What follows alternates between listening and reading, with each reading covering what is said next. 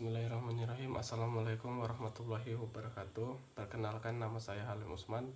Dalam video kali ini saya akan menganalisa kelayakan bisnis terhadap UMKM pengrajin aksesoris fashion, dompet, tas, dan gelang.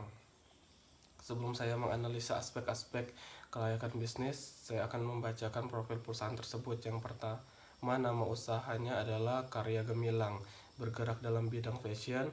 Alamat usahanya itu di Jalan Jenderal Sudirman nomor 01, Kelurahan Kota Kupara, Kecamatan Kota Bumi. Langsung saja kita masuk ke analisis kelayakan bisnis.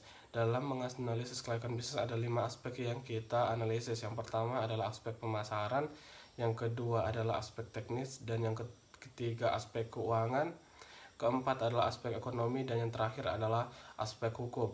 Kita masuk ke yang pertama, yaitu aspek pemasaran. Dalam aspek pemasaran ada 4 poin yang kita analisis. Yang pertama adalah bentuk pasar. Untuk memasarkan produk ini, perusahaan telah ditentukan tujuan pasar yang mana akan dimasuki. Ada 2 tujuan pasar yang akan dimasuki. Yang pertama adalah bentuk pasar produsen yang dipilih persaingan sempurna karena usaha aksesoris ini dapat dijalankan oleh berbagai pihak selagi mereka mampu. Dan pasar yang kedua adalah pasar konsumen yang dipilih agar pasar konsumen dan pasar reseller agar produk kami selain dibeli untuk digunakan pribadi juga dapat untuk dijual kembali. Yang poin kedua dari aspek pemasaran adalah mengukur dan meramal permintaan. Akan diasumsikan jumlah toko yang aksesoris di Kota Bumi itu adalah 10 toko, kemudian jumlah pembeli per hari di setiap toko adalah 10 orang, dan jumlah pembeli pasar 100 orang per 30 hari per 12 bulan atau sama dengan 36.000 orang per tahun. Harga rata-rata yang ditentukan adalah Rp20.000. Jumlah yang dibeli oleh rata-rata pembeli adalah 720 buah. Selanjutnya, poin ketiga dari aspek pemasaran adalah meramal permintaan mendatang. Berdasarkan rata-rata jumlah kunjungan orang per hari, rata-rata pendapatan per kunjung, berdasarkan jumlah pelanggan baru yang datang, dan berdasarkan besarnya pesanan yang diterima, maka dapat disimpulkan bahwa usaha ini akan mengalami keuntungan setiap tahunnya.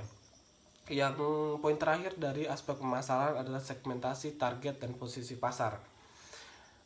Pertama, segmentasi berdasarkan wilayah pemasaran, sikap dan kemampuan konsumen yang akan menjadi segmen pemasar produk ini adalah masyarakat yang ada di Kota Bumi. Yang kedua, target.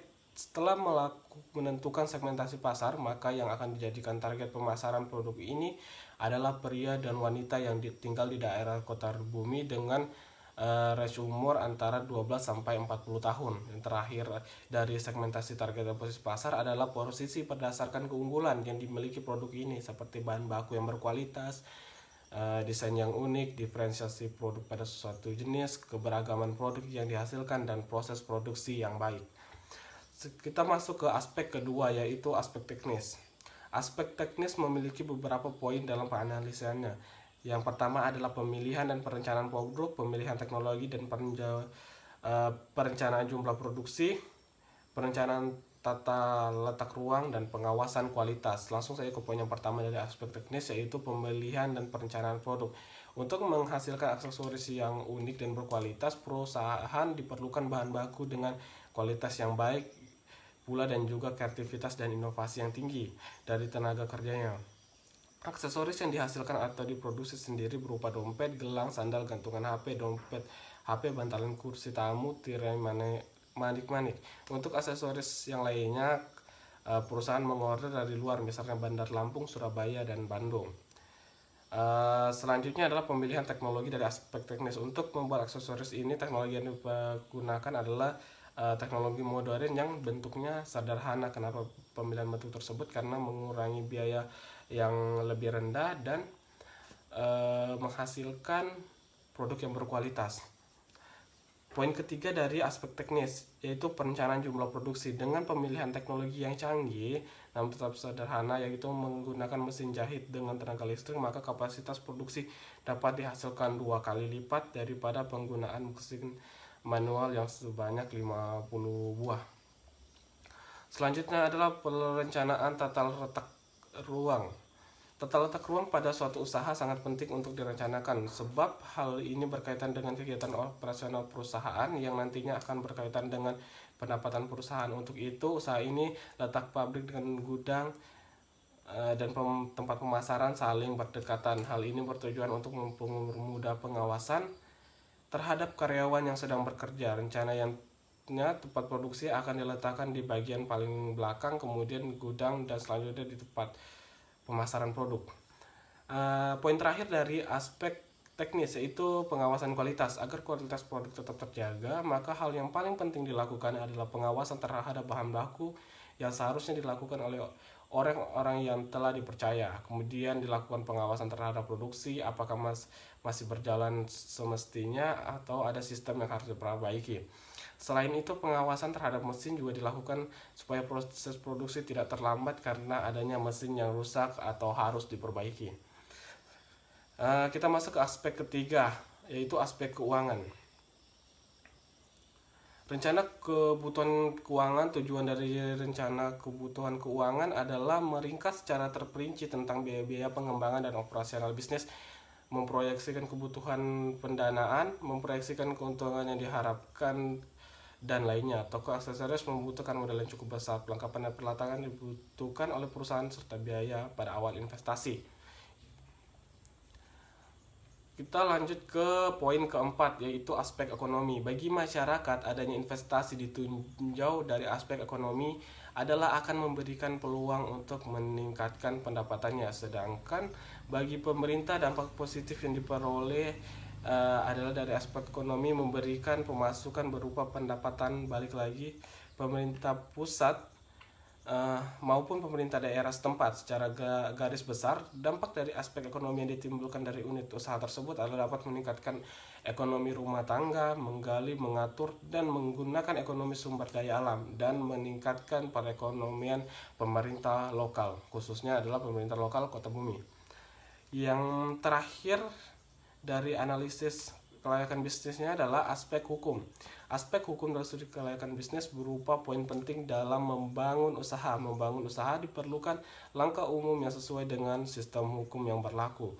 Tujuan dari aspek hukum adalah menilai keabsahan, kesempurnaan dan keaslian dari dokumen yang dimiliki.